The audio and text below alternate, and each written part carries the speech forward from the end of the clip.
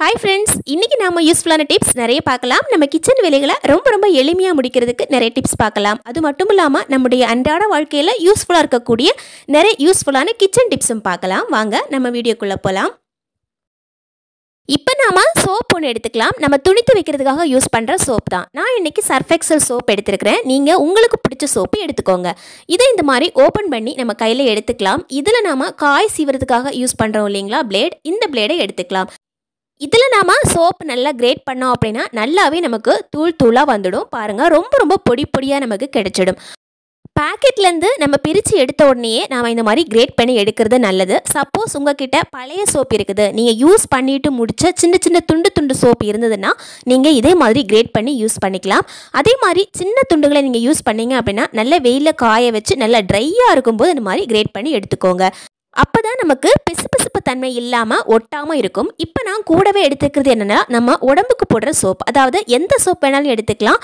உங்களுக்கு பிடிச்ச வாசனையுள்ள எந்த சோப் வேணாலும் நீங்கள் யூஸ் பண்ணிக்கலாம். இப்போ இதையும் இந்த மாதிரி நல்லா கிரேட் பண்ணி எடுத்துக்கலாங்க. இதுவுமே நல்லா ட்ரையாக இருக்கணும். அல்லது நீங்கள் பழைய சோப் யூஸ் பண்ணீங்க அப்படின்னா நல்லா ட்ரை ஆனதுக்கு அப்புறமா இந்த மாதிரி கிரேட் பண்ணி எடுத்துக்கலாம். பாருங்கள், இப்போ நல்லா இந்த மாதிரி கிரேட் பண்ணி எடுத்துக்கிட்டோம். இப்போ நம்ம நல்லா கையிலேயே நல்லா மிக்ஸ் பண்ணி விட்டுக்கோங்க. எல்லாமே நல்லா மிக்ஸ் ஆகும். இதில் நம்ம இன்னொரு விஷயம் சேர்த்துக்கணும், அதாவது உப்பு, கல் உப்பு சேர்த்துக்கலாம். ஒரு அரை டீஸ்பூனுக்கு சேர்த்துக்கோங்க. இப்போ நம்ம கூடவே இன்னொரு பொருள் சேர்க்க போகிறோம். அது பேர் ஜவ்வாது. இது பார்த்திங்கன்னா விலை ரொம்ப கம்மி தான். இது பார்த்திங்கன்னா கொஞ்சமாக சேர்த்துக்கலாம், அதிகமாக சேர்த்துக்கணும் அப்படிங்கிற அவசியம் கிடையாது. இது நல்ல வாசனை கிடைக்கும், அதுக்காக தான் நாம் இதை சேர்த்துக்கிறது. சப்போஸ் உங்களுக்கு இது சேர்க்க பிடிக்கல அப்படின்னா நீங்கள் அப்படியே ஸ்கிப் பண்ணிவிடுங்க. மற்ற பொருட்கள் மட்டும் நீங்கள் சேர்த்துக்கோங்க. இப்போ நம்ம சேர்த்துட்டோம், எல்லாத்தையும் நல்லா மிக்ஸ் பண்ணி விட்டுக்கோங்க. இது நல்ல பவுடராக இருக்கும். அதே மாதிரி இதை க்ளோஸ் பண்ணி வைக்கும்போது நல்லா அது எப்படி இருந்ததோ அப்படியே க்ளோஸ் பண்ணி வைக்கணும். இல்லை அப்படின்னா அதில் இருக்கிற வாசனை எல்லாமே நமக்கு வீணாக போயிடும். இப்போ நம்ம ஒரு பேக்கெட்லேயோ அல்லது ஒரு பிளாஸ்டிக் கவர்லேயோ போட்டு நல்லா பேக் பண்ணி வச்சுக்கலாம். இதை நம்ம எதுக்காகனா, எப்போல்லாம் நமக்கு துணி துவைக்கிற பவுடர் இல்லையோ அப்போல்லாம் நம்ம வீட்டில் யூஸ் பண்ணிக்கலாம். நார்மலாக துணி வாசனையாக இருக்கணும் அப்படிங்கிறதுக்காக நம்ம கம்ஃபோர்ட் யூஸ் பண்ணுவோம். அது வந்து நார்மலான ஒரு வாசனை தான். ஆனால் அந்த மாதிரி ஜவ்வாது சேர்த்து நம்ம துணி ஊற வச்சு துவைக்கும் போது நல்ல ஒரு நேச்சுரல் வாசனை கிடைக்கும் நமக்கு. அதே மாதிரி வாசனையுமே வந்து ரொம்ப சூப்பராக இருக்கும் ஸ்மெல் பண்ணுறதுக்கு.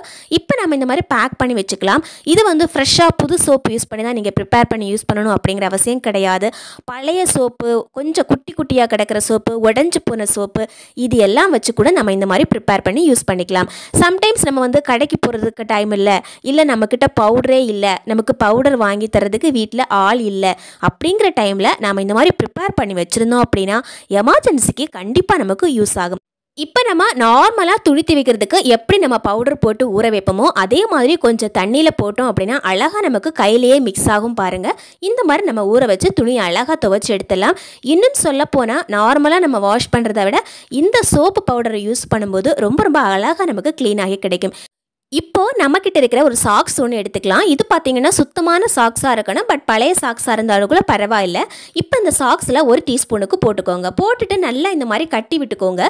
இந்த சாக்ஸில் நிறைய ஹோல்ஸ் இருக்கும், நிறைய ஓட்டைகள் இருக்கிறதால நமக்கு ஈஸியாக நுரை எல்லாமே வெளியே வந்துடும். சப்போஸ் நீங்கள் வாஷிங் மிஷினில் துணி வாஷ் பண்ணுறீங்க அப்படின்னா நம்ம இதில் கட்டி போட்டோம் அப்படின்னா ரொம்ப அழகாக துணி க்ளீன் பண்ணுறதுக்கு வசதியாக இருக்கும். சில வேளைகளில் பார்த்திங்கன்னா நம்ம வாஷிங் மிஷினில் துணி வாஷ் பண்ணும்போது அங்கங்கே ஒயிட் பேச்சஸ் மாதிரியே இருக்கும். இது எல்லாத்தையும் தவிர்க்கிறதுக்காக நாம் இந்த மாதிரி ஒரே ஒரு முடிச்சு போட்டு கட்டி விட்டோம்னா நம்ம துணியில் அங்கங்கே ஒயிட் பேச்சஸ் வராமல் இருக்கும். இதுக்குன்னு மட்டும் கிடையாதுங்க, நார்மல் சோப் பவுடர் நீங்கள் கடையில் வாங்குகிற சோப் பவுடர் யூஸ் பண்ணால் கூட இந்த மாதிரி கட்டி போட்டிங்கன்னா துணிகளில் ஒயிட் பேச்சஸ் வராமல் இருக்கும். நமக்கு இந்த ட்ரிக்ஸ் ஃபாலோ பண்ணுங்கள், கண்டிப்பாக யூஸ்ஃபுல்லாக இருக்கும். அடுத்ததாக பார்த்திங்கன்னா ரொம்ப யூஸ்ஃபுல்லான ஒரு முக்கியமான டிப்ஸ் தான் பார்க்க போகிறோம். இப்போ நாம் ஸ்டவ் அடுப்பு ஆன் பண்ணிக்கலாம். இதில் நம்மக்கிட்ட இருக்கிற உப்பு இருக்கு இல்லைங்களா, டாட்டா சால்ட் உப்போ அல்லது எந்த வகையான உப்பாக இருந்தாலும் சரி, இதை இந்த மாதிரி கொட்டிக்கோங்க. இப்போ நாம் ஃபயர் ஆனில் இருக்குது. இப்போ நம்ம ஆஃப் பண்ணிக்கலாம். இப்போ நம்ம பார்த்தோன்னா அங்கங்கே கொஞ்சம் உப்பு இருக்கும், இதை நம்ம எடுத்து விட்டுக்கலாம். இப்போ நம்ம அடுத்ததாக இன்னொரு வேலை பண்ணணும். அதாவது கொஞ்சமாக உப்பு எடுத்துட்டு நம்ம ஸ்டவ் முழுக்க கொஞ்சமாக போட்டு விடணும். அதாவது கொஞ்சம் தான் எடுத்துக்கணும். நான் வந்து கொஞ்சம் வீடியோவில் தெரியணும் அப்படிங்கிறதுக்காக கொஞ்சம் அதிகமாகவே போட்டுக்கிட்டேன். நீங்கள் இந்த அளவுக்கு போடணும் அப்படிங்கிற அவசியம் இருக்காது. லைட்டாக ஒரு அரை டீஸ்பூனுக்கு யூஸ் பண்ணாவே போதும்.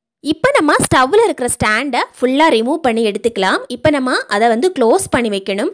எப்போவுமே நம்ம தண்ணி ஊற்றுறதுக்கு முன்னாடி இந்த மாதிரி க்ளோஸ் பண்ணி வைக்கிறது ரொம்பவே நல்லது. இப்போ நம்ம ஒரு பாத்திரத்தில் இதை வந்து க்ளோஸ் பண்ணி வச்சிடலாம். 2 பர்னரையுமே நான் இந்த மாதிரி க்ளோஸ் பண்ணி வச்சுட்டேன். இப்போ நம்ம கொஞ்சமாக தண்ணி தெளித்து விட்டுடலாம். தண்ணி லைட்டாக ஸ்ப்ரே பண்ணி விடுங்க. ரொம்ப ஸ்ப்ரே பண்ணணும் அப்படிங்கிற அவசியம் கிடையாது. அப்போ தான் நமக்கு உப்பு லைட்டாக கரைஞ்சி வந்துடும். இப்போ நம்ம ஒரு கடாய் எடுத்துக்கலாம், அல்லது ஒரு பெருசாக ஒரு பாத்திரம் எடுத்துக்கோங்க. இந்த பாத்திரத்தில் 1/2 டீஸ்பூனுக்கு கல்லுப்பு போட்டுக்கோங்க. கூடவே நம்ம வீட்டில் இருக்கிற லெமனோட வேஸ்ட்டு, அதாவது அதோட தோல் இருக்கும் இல்லைங்களா, அந்த தோல் இந்த மாதிரி போட்டு விட்டுக்கோங்க. அதுலேயே கொஞ்சம் ஜூஸ் இருக்கும், அதுவே நமக்கு தாராளமாக இருக்கும். இப்போ நம்ம ஸ்டாண்ட் எடுத்து அதில் வச்சுக்கலாம். தண்ணி கொஞ்சம் மூழ்கிற மாதிரி இருக்கிறது ரொம்பவே நல்லது. இப்போ நம்ம தண்ணி ஊற்றி விட்டுக்கலாம் மூழ்கிற அளவுக்கு. இப்போ நம்ம அதில் போட்டிருக்கிற அந்த லெமனோட வேஸ்ட்டு, அந்த தோல் எடுத்துக்கலாம். அது மேலேயே நல்லா ஸ்க்ரப் பண்ணி விட்டுக்கலாம். எப்பவுமே நம்ம ஸ்டவ் க்ளீன் பண்ணும்போது அதோட ஸ்டாண்டுமே க்ளீன் பண்ணி விடுறது ரொம்ப நல்லது. அப்பதான் நமக்கு அதிக நாளுக்கு துரு பிடிக்காம நமக்கு இருக்கும். இப்போ நம்ம இந்த மாதிரி ஸ்க்ரப் பண்ணி விடும்போது மேலே இருக்கிற அழுக்கு எல்லாமே போயிடும். நமக்கு மேலே ஏதாவது துருக்கரைகள் இருந்தால் கூட நமக்கு போகிறதுக்கு ரொம்ப வசதியாக இருக்கும். சீக்கிரமாக நமக்கு துரு பிடிச்சு வேஸ்ட் ஆகாமல் இருக்கும். லெமன் பீல் நல்லா வச்சு தேய்ச்சதுக்கு அப்புறமா கடைசியாக நம்ம கொஞ்சமாக சோப் போட்டு அதை வாஷ் பண்ணி எடுத்துக்கலாம். ரொம்ப ஈஸியாக இந்த மாதிரி க்ளீன் பண்ணி வைக்கும்போது ஸ்டவ் அதிக நாளுக்கு நம்ம யூஸ் பண்ணுறதுக்கு வசதியாக இருக்கும். இப்போ நல்லா இந்த மாதிரி க்ளீன் பண்ணி எடுத்துக்கிட்டோம். கொஞ்சம் நல்ல தண்ணியில் கடைசியாக வாஷ் பண்ணி எடுத்து வச்சுக்கலாம். இது நம்ம டெய்லி இந்த மாதிரி க்ளீன் பண்ண முடியாது. மாதத்துக்கு ஒரு டைம் நம்ம இந்த மாதிரி க்ளீன் பண்ணி வச்சுக்கலாம். அடுத்ததாக பார்த்தீங்கன்னா நம்ம உப்பு போட்டு விட்டோம் இல்லைங்களா, அதில் எல்லாமே லைட்டாக நமக்கு தண்ணி ஊறி போயிருக்கும் பாருங்கள். இந்த தண்ணியில் எல்லாமே இந்த மாதிரி ஒரு துணி வச்சு அழகாக நம்ம தொடச்சி எடுக்கும்போது ரொம்ப அழகாக நமக்கு க்ளீன் ஆகும். நாம் ஸ்டவ் துடைக்கிறதுக்காக நிறைய ஸ்ப்ரே எல்லாம் யூஸ் பண்ணுவோம். ஆனால் இந்த மாதிரி கல்லுப்பு போட்டு மட்டுமே நம்ம தொடச்சி எடுத்தோம் அப்படின்னா நைட் டைமில் எந்த விதமான பூச்சிகளும் நமக்கு அடுப்பு மேலே வந்து உட்காராது. நார்மலாகவே உப்பு பார்த்திங்கன்னா நல்ல ஒரு கிளீனர். நம்ம வீடு துடைக்கும் போது கூட நம்ம உப்பு போட்டு க்ளீன் பண்ணோம் அப்படின்னா சீக்கிரமாக நமக்கு அழுக்கு எல்லாமே வந்துடும். உப்பு யூஸ் பண்ணுறதுல இன்னொரு மெயினான ஒரு விஷயம் இருக்குது. அது என்னென்னா கண் திருஷ்டி படாது அப்படின்னு சொல்லுவாங்க. நம்ம உப்பு போட்டு நம்ம வீடு வாஷ் பண்ணும்போது அதில் கண் திருஷ்டி வராமல் இருக்கும். அப்படிங்கிறதுக்காக தான் நம்ம உப்பு போட்டு வாஷ் பண்ணுறதே. இப்போ இந்த மாதிரி நம்ம கிச்சனையுமே இந்த மாதிரி வாஷ் பண்ணி எடுத்தோம் அப்படின்னா நம்ம கிச்சனும் சுத்தமாக இருக்கும். அதே மாதிரி அந்த இடத்துல எந்த விதமான பூச்சிகளும் வராமல் இருக்கும். கண்டிப்பாக ட்ரை பண்ணி பாருங்கள். அடுத்ததாக பார்த்தீங்கன்னா நம்ம வீட்டில் அதிகமாக கேஸ் செலவாகிறதே இந்த பர்னரால் தான். இந்த பர்னரை இந்த மாதிரி கையில் எடுத்து வச்சுக்கோங்க. இப்போ நம்ம ஒரு பவுல் எடுத்துக்கலாம். கொஞ்சமாக உப்பு எடுத்து போட்டுக்கோங்க. அதில் கொஞ்சமாக துணி தேய்க்கிற பவுடர் 1/2 டீஸ்பூனுக்கு சேர்த்துக்கிட்டு இது மாதிரி லெமன் கொஞ்சமாக எடுத்து போட்டுக்கோங்க. உங்ககிட்ட லெமன் ஜூஸ் இருந்ததுன்னா அது கூட நீங்கள் யூஸ் பண்ணிக்கலாம். அதில் கொஞ்சமாக தண்ணி ஊற்றிட்டு இதை இந்த மாதிரி போட்டு விட்டுக்கோங்க. எப்போவுமே நம்ம பர்னரை க்ளீனாக வச்சுக்கிறது ரொம்பவே முக்கியம். பர்னரில் அடிக்கடி நாம் இந்த மாதிரி க்ளீன் பண்ணி விடுறது ரொம்பவே முக்கியம். ஏன் அப்படின்னா இதை நம்ம க்ளீன் பண்ணாமல் விட்டோம் அப்படின்னா அங்கங்கே அடைப்புகள் இருக்கும். நமக்கு கேஸ் நிறையவே செலவாகும். சட்டுன்னு நம்ம பார்ப்போம் கேஸ் 1 மாதத்துலேயே காலியாக இருக்கும். காரணம் என்னன்னா நமக்கு கேஸ் வந்து அதிகமாக செலவாகிறது தான். அதுக்கு ஒரு முக்கியமான காரணம் இதில் இருக்கிற அடைப்புகளும் கூட. பர்னர் நம்ம க்ளீன் பண்ணும்போது வெளிப்புறம் மட்டும் இல்லைங்க, நம்ம உள் சைடு எடுத்து இந்த மாதிரி க்ளீன் பண்ணி எடுக்கணும். இப்போ பாருங்கள் வெளிப்புறமாக நம்ம இந்த மாதிரி தேய்ச்சிக்கிறோம் இல்லைங்களா, அதே மாதிரி நம்ம பர்னரோட இந்த மாதிரி உள் சைடு பார்த்தீங்கன்னா நல்ல கருப்பாக நம்ம கையில் எடுத்து பார்க்கும்போது நிறைய கறியாக இருக்கும். இதெல்லாம் நம்ம சரியாக க்ளீன் பண்ணி விடும்போது தான் நமக்கு அடைப்புகள் வராமல் இருக்கும். இந்த மாதிரி நீங்கள் க்ளீன் பண்ணுறதுக்கு முன்னாடி வர்ற அந்த ஃப்ளேமை விடையும் க்ளீன் பண்ணி முடிச்சதுக்கப்புறமா நீங்கள் பற்ற வச்சு பாருங்கள். ரொம்ப நல்லா நமக்கு இன்னும் அதிகமாக நமக்கு ஃப்ளேம் வரும். அதே மாதிரி கல்லுப்பு சேர்த்து நம்ம க்ளீன் பண்ணணுங்க. அப்போ தான் நமக்கு இது நல்லா ஒர்க் அவுட் ஆகும். இந்த டிப்ஸ் எல்லாமே உங்களுக்கு ரொம்ப பிடிச்சிருக்கும் அப்படின்னு நினைக்கிறேன். தேங்க்யூ ஃபார் வாட்சிங் ஃப்ரெண்ட்ஸ்.